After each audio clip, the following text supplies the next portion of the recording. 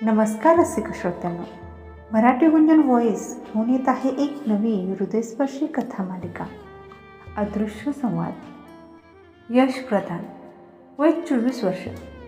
याचे आयुष्य म्हणजे सततचा आवाज आणि झगमगाट. मुंबईतील पॉश अपार्टमेंटमध्ये राहणारा यश हा स्पीकअप यश या नावाने प्रसिद्ध होता. त्याच्या व्लॉगमध्ये दररोज लाखो व्ह्यूज, हजारो कमेंट्स आणि त्याचे शब्द हेच त्याचे चलन होते. त्याचे बोलणे जलद, आकर्षक आणि सदैव उत्साहाने भरलेले असायचे. पण या सततच्या गप्पांमध्ये त्याचा स्वतःचा आवाज कधी हरवला हे त्याला कळलेच नाही. एका महत्त्वाच्या इंटरनॅशनल कॉन्फरन्सच्या तयारीदरम्यान अत्याधिक ताण आणि नॉनस्टॉप बोलण्यामुळे त्याची स्वरयंत्रे व्होकल कॉर्ड्स थकली. डॉक्टरांनी त्याला अतिशय स्पष्ट शब्दात सांगितले, तुम्ही पूर्णपणे मौन बाळगले पाहिजे, किमान 3 आठवड्यांसाठी. एकही शब्द नाही. हा तुमच्या आवाजाच्या अस्तित्वाचा प्रश्न आहे. यशसाठी ही शिक्षा होती, शांतता. तो गावचा गणगोत सोडून जिथे त्याचे आजोबा राहायचे त्या कोकणातील एका शांत हिरव्यागार खेड्यात नाईलाजाने आला. यशच्या आजोळचे घर गावात एका टेकडीवर होते. त्या घराला जुन्या लाकडाचा, ओल्या मातीचा आणि पिढ्यानपिढ्या साचलेल्या शांततेचा वास होता. शहरात जिथे तो रात्रीसुद्धा हेडफोन घालून झोपायचा, तिथे आता त्याला रात्री केवळ काजव्यांचा प्रकाश आणि रातकिड्यांचा आवाज ऐकू येत होता. यशला या मौनामुळे तीव्र अस्वस्थता जाणवू लागली. तो इतका काळ बोलायचा की त्याला न बोलता संवाद साधण्याची कलाच विसरली होती. तो आपल्या फोनवर सतत नोट्समध्ये लिहून इतरांशी संपर्क साधायचा, पण त्याला उत्तर मिळायचे नाही. लोक त्याच्याकडे सहानुभूतीने बघायचे आणि ते त्याला आणखी त्रासदायक वाटायचे. घरात त्याच्यासोबत होती त्याची आजी, आईची आई, शालिनी. आजी बोलकी नव्हती, पण तिचे डोळे आणि हास्य खूप काही सांगून जायचे. आजी यशसाठी स्वयंपाक करायची, त्याच्या डोक्यावरून हात फिरवायची. यश न बोलता तिला विचारायचा, आजी तू इतकी शांत कशी राहू शकतेस? पण आजी फक्त गोड हसायची. एका दुपारी माळ्यावरची साफसफाई करताना यशला त्याच्या आजोबांची जुनी धूळ खात पडलेली विणा सापडली.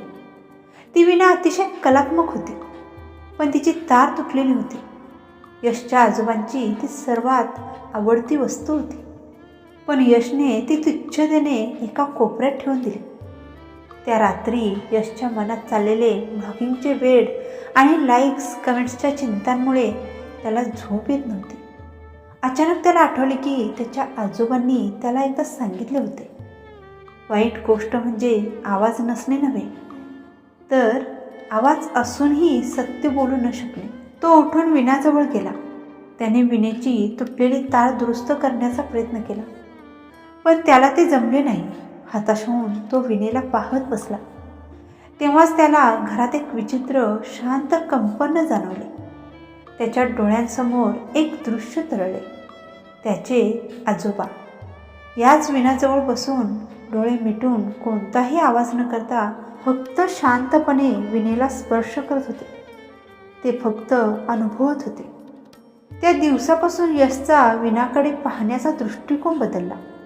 त्याला कळले की विणा म्हणजे केवळ वाद्य नाही, तर ती त्याच्या आजोबांनी जपलेली शांततेतील संवादाचा स्रोत आहे.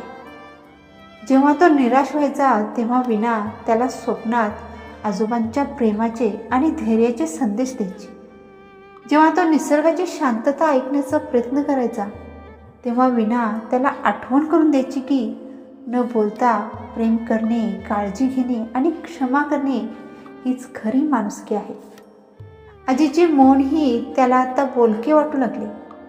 आजीच्या कृतीतून यशने शिकले की शब्दांची गरज नसतानाही एका दृष्टिक्षेपात, एका हास्यात किंवा एका स्पर्शात किती मोठा संवाद दडलेला असतो. यशला जाणवले की व्लॉगिंगच्या गोंगाटात त्याने त्याच्या प्रेक्षकांचे न बोललेले प्रश्न आणि अव्यक्त भावना कधीच ऐकल्या नाहीत. त्याने स्वतःचा आवाज गमावला, पण शांततेतून जगाचा आणि आत्म्याचा आवाज ऐकण्याची क्षमता त्याला मिळाली. 3 आठवड्यानंतर यशचा आवाज परत आला, पण तो आता पूर्णपणे शांत, संयमी आणि अर्थपूर्ण होता. यशने शहरात परत जाण्याचा निर्णय बदलला. त्याने वीणा उचलली आणि तिचा वारसा स्वीकारला. त्याने आपल्या चॅनलसाठी एक नवीन व्हिडिओ तयार केला. या व्लॉगमध्ये तो जास्त बोलला नाही. त्याने फक्त निसर्गाचे शांत शॉट्स, आजीचा स्वयंपाक आणि शेवटी विणीला स्पर्श करत डोळे मिटून बसलेला स्वतःचा चेहरा दाखवला. व्लॉगच्या पार्श्वभूमीवर त्याने फक्त एकच भावनिक वाक्य व्हॉइस ओव्हरमध्ये टाकले, माझा आवाज हरवला पण मला माझा संवाद सापडला. यश प्रधान आता स्पीकअप यश नव्हता, तो सेन्स यश, अनुभवाचा यश बनला होता. त्याने लोकांना बोलण्यापेक्षा ऐकणे आणि शांततेतून संवाद साधणे शिकवले. वीणा आता अखंड शांत राहिली, पण तिचा अदृश्य संवाद लाखो लोकांपर्यंत पोहोचत होता.